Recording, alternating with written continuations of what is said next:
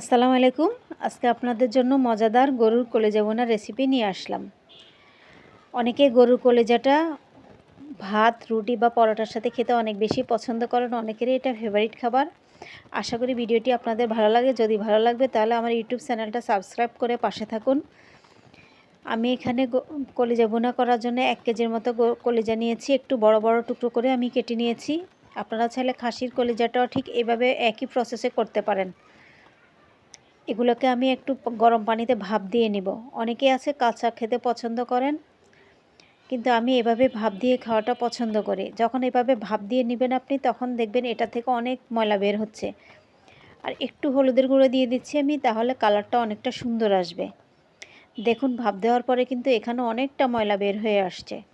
এভাবে করে নিলে আপনি খুব সুন্দরভাবে কলিজাটা ভুনা করতে পারবেন এবং খেতেও ভালো লাগবে। এটা বেশি করা যাবে না, 5 মিনিটের মতো রাখবো, না হয় অনেকটা শক্ত হয়ে যাবে। যখন সবগুলা করা হয়ে যাবে তখন এখানে আমি এগুলোকে ছোট ছোট টুকরো করে কেটে নিব। যত ছোট হবে মশলাটা তত বেশি ভিতরে ঢুকবে। আর এখানে আমি 1 কাপের মতো সরিষার তেল দিয়ে দিচ্ছি, আর পেঁয়াজ দিয়ে দিচ্ছি 1 কাপের মতো।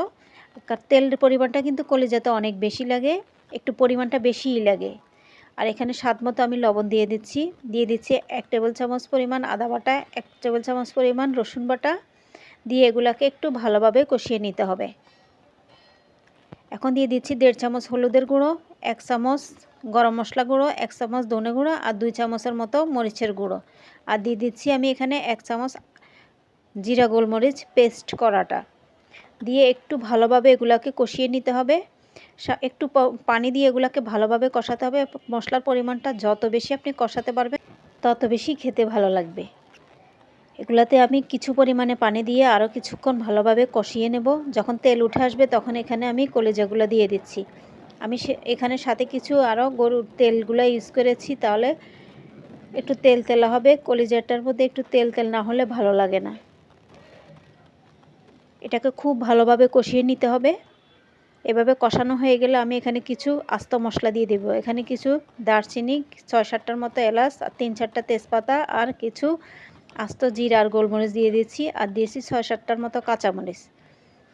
এগুলাকে ভালোভাবে কষাতে হবে। দিয়ে আমি এখানে 1 কাপের মতো পানি দিব, দিয়ে এগুলাকে ভালোভাবে সিদ্ধ করে নেব। মাঝে মাঝে একটু নেড়ে দিতে হবে। এভাবে যখন ভালোভাবে কষানো হয়ে যাবে তখন আমি ঢাকনা দিয়ে ঢেকে রাখবো এটাকে কিছুক্ষণ রান্নার জন্য। আমি আরও একটু পানি অ্যাড করেছি সিদ্ধ হওয়ার জন্য।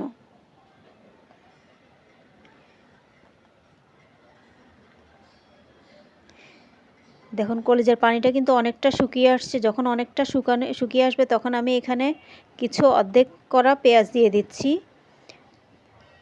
আর দিয়ে দিচ্ছি 2 চামচের মতো জিরে গুঁড়ো। জিরের গুঁড়োর ফ্লেভারটা অসাধারণ আসে যদি আপনি যে কোনো রান্নাতে লাস্টের কলিজাতে, বিশেষ করে মাংস কলিজাতে ইউজ করলে। কলিজা কিন্তু আমার অনেকটা হয়ে গিয়েছে, আমি এখন চুলার আগুন অফ করে দিব। দেখুন, তৈরি হয়ে গেল আমার কলিজা ভুনা।